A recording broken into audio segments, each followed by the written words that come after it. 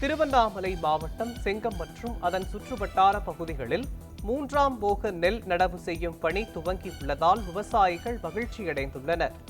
நிலத்தடி நீர் குறைந்து இருந்ததால் பெரும்பாலான விவசாயிகள் முதல் மற்றும் 2ஆம் போக நெல் நடவு செய்து வந்த நிலையில் தற்போது விவசாயிகள் 3ஆம் போக நெல் நடவு செய்வதால் கூடுதல் லாபம் கிடைக்கும் என மகிழ்ச்சியில் ஆழ்ந்துள்ளனர்.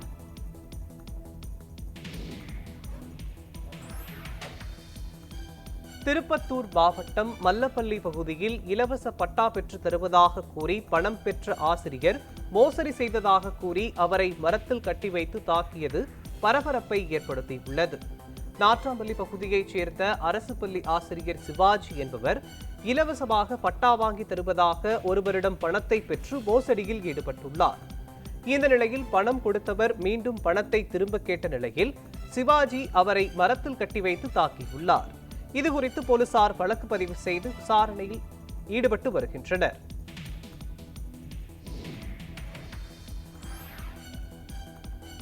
தென்காசி மாவட்டம் குற்றாலம் அருகே சாலையில் மலைப்பாம்பு ஒன்று உலா வந்த சம்பவம் பரபரப்பை ஏற்படுத்தியது. மேலகரம் பகுதியில் இருந்து மின்னகர் செல்லும் சாலையில் வாகன ஓட்டிகள் சென்றபோது மலைப்பாம்பு ஒன்று சாலையின் ஓரம் சென்று கொண்டிருந்தது. தகவல் அறிந்து வந்த தீயணைப்பு வீரர்கள் சுமார் 10 அடி நீளமுள்ள மலைப்பாம்பை லாபகமாக மீட்டு வனத்துறையினரிடம் ஒப்படைத்தனர்.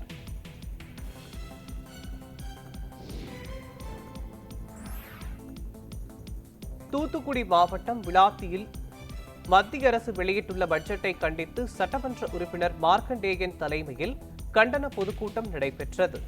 இதில் பங்கேற்று பேசிய அமைச்சர் கீதா ஜீவன், மத்திய அரசு எந்தவொரு நிதியும் ஒதுக்காவிட்டாலும் முதலமைச்சர் மு.க. ஸ்டாலின் நல்லாட்சி புரிந்து வருவதாக தெரிவித்தார்.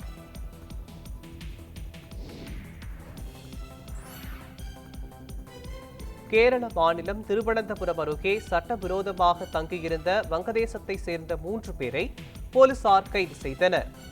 பேரூர்கடை பகுதியில் பல ஆண்டுகளாக வசித்து வந்த மேற்கு வங்கத்தை சேர்ந்த ஹபீதுல்லா, சோஹ்ருதீன், அலங்கீர் ஆகியோரை தங்களது அடையாளத்தை மறைத்து போலி ஆவணங்கள் மூலம் பிழைப்பு நடத்தி வந்ததாக கூறப்படுகிறது. இந்த நிலையில் சிறப்பு உளவு பிரிவு போலீசார் சோதனையில் கைது செய்யப்பட்டவர்களை திரும்பி அனுப்பும் நடவடிக்கையில் ஈடுபட்டனர்.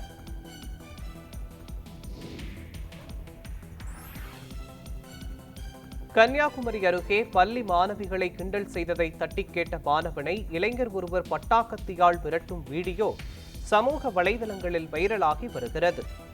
இரணியல் அருகே பண்டாரவிளை பகுதியைச் சேர்ந்த இளைஞர் ஒருவர் அப்பகுதியில் உள்ள அரசு பள்ளியில் பயின்று வரும் மாணவிகளை கிண்டல் செய்ததாக கூறப்படுகிறது. இதனை சக மாணவன் தட்டி கேட்டதாகவும் இதனால் ஆத்திரமடைந்த இளைஞர் மாணவனை தடுத்து நிறுத்தி பட்டாக்கத்தியை காட்டி கொலை மிரட்டல் விடுத்துள்ளனர். இச்சம்பவம் குறித்து போலீசார் வழக்கு பதிவு செய்து விசாரணை மேற்கொண்டு வருகின்றனர்.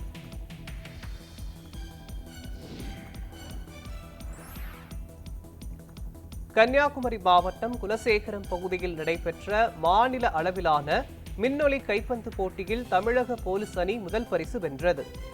இந்த போட்டியில் தமிழகம் மற்றும் கேரளாவை சேர்ந்த பல்வேறு அணிகள் மோதியது. இப்போட்டியில் வெற்றி பெற்ற அணிகளுக்கு முதல் பரிசு 25,000 ரூபாயும், இரண்டாவது பரிசு 20,000 ரூபாயும், மூன்றாவது பரிசு 15,000 ரூபாயும், நான்காவது பரிசு 10,000 ரூபாயும் வழங்கப்பட்டது.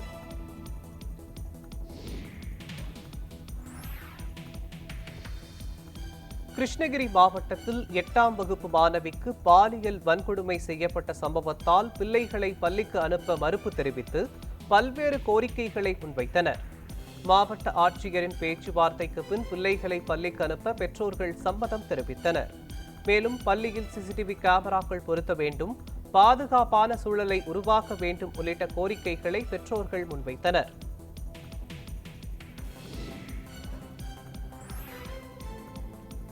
டெல்லி சட்டமன்ற தேர்தலில் பாரதிய ஜனதா கட்சி வெற்றி பெற்ற நிலையில் திண்டுக்கல் மாவட்டம் கொடைரோடு பகுதியில் பாஜகவினர் பட்டாசு வெடித்து கொண்டாடினர்.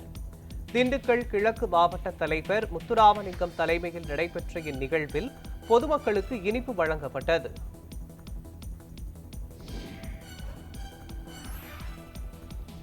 தென்காசி மாவட்டம் தமிழக கேரள எல்லையில் அறுவடைக்கு தயாராக இருந்த 500க்கும் மேற்பட்ட வாழை மரங்களை காட்டு யானைகள் சேதப்படுத்தியதால் விவசாயிகள் வேதனை அடைந்துள்ளனர்.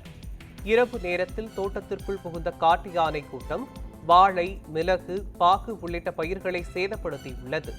இதனால் வாழ்வாதாரத்தை இழந்த விவசாயிகள் இதுகுறித்து வனத்துறையினர் நடவடிக்கை எடுக்க வேண்டும் என கோரிக்கை விடுத்துள்ளனர்.